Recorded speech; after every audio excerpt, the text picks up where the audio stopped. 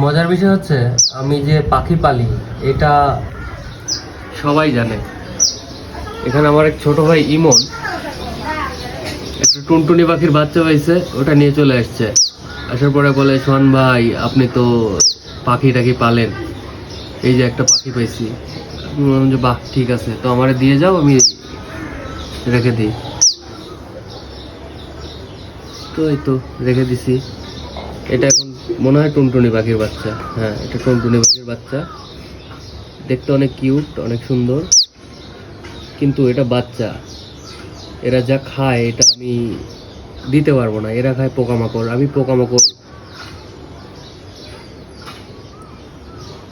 কই পাবো?